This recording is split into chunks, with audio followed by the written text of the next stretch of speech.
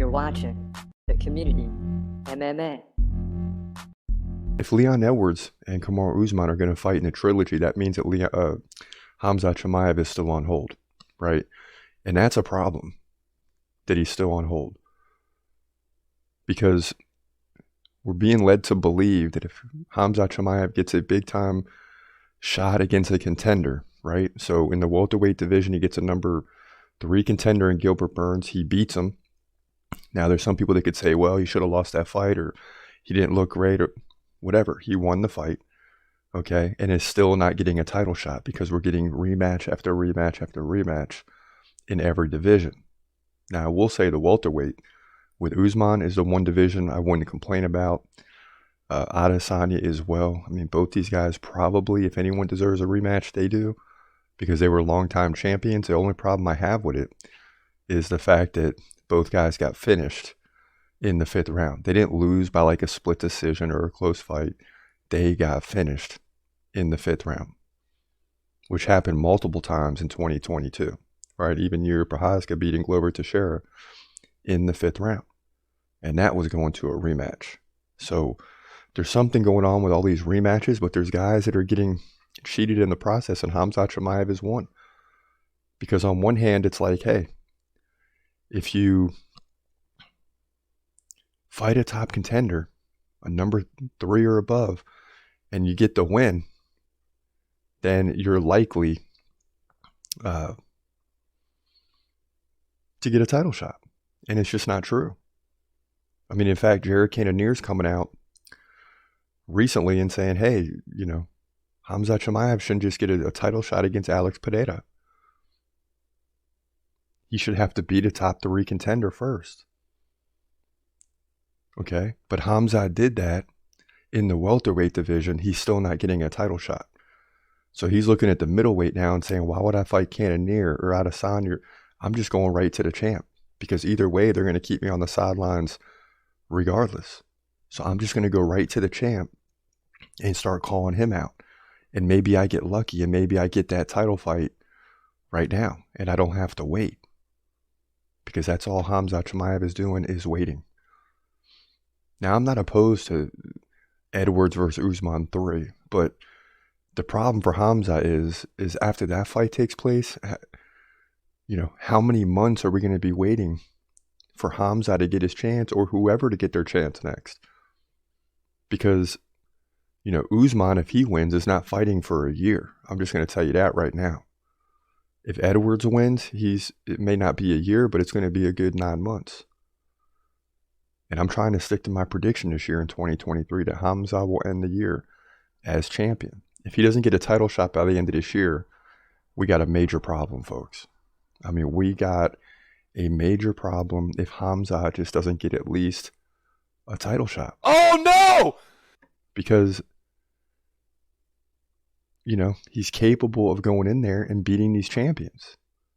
And I think people are just tired of it, like tired of the waiting game. Everybody's upset. And it's like, we got to give this guy an opportunity. Make no mistake about it. So if you listen to Jared Cannonier, right, in the top 3 of the middleweight, you got Cannonier, Robert Whittaker, Adesanya, and Pereira. If he goes in there and beats Jared Cannonier at number 3, you think they're just going to give him a title shot now?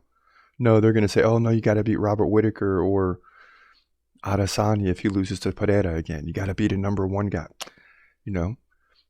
And if you beat a number 1 guy, there's no guarantee they're going to get. I mean, look at Sean O'Malley. Sean O'Malley beat Piotr Jan, and they're probably going to bring Henry Cejudo off the street and give him a title shot. So anybody's eligible for a title shot, right? And this is why you're starting to see Khamzat Chimaev call out the champion and saying, hey, you know, I want that fight. As we shift gears, looking at the heavyweight division real quick, Francis Ngannou continues to hold on to the title at the top. And him and Cyril Gane fought last January. It's been a year.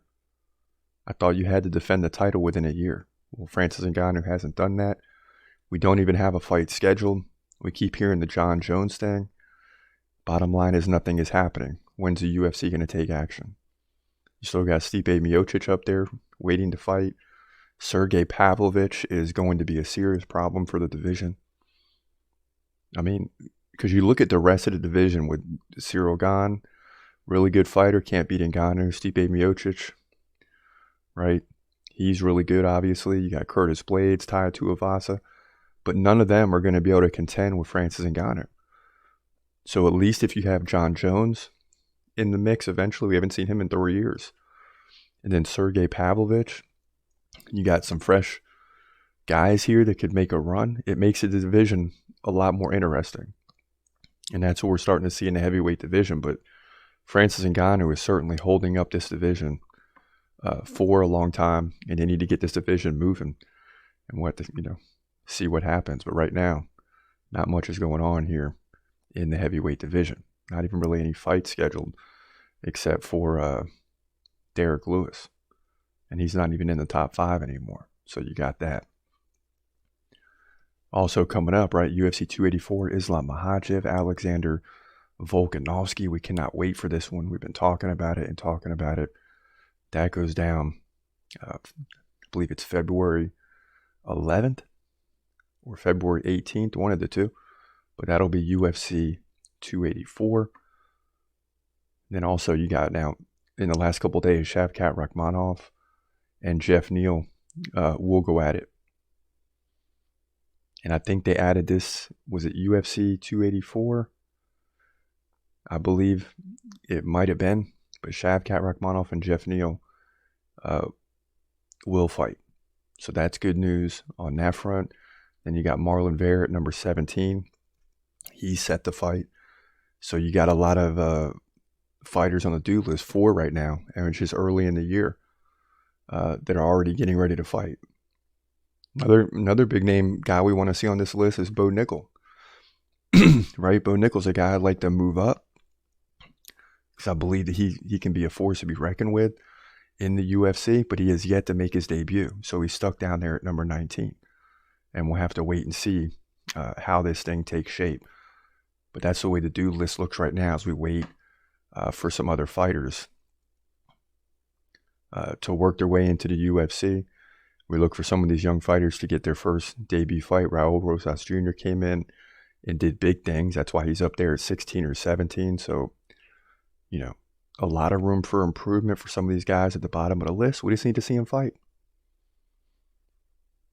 And listen, you come into the UFC, making a debut, you need to get on there and start fighting like Khamzat did, like Raul Rosas Jr. is talking about doing. You can't sit on the sidelines for 6 months, 8 months. You got to get in there and fight. And that's what we're looking from Bo Nickel.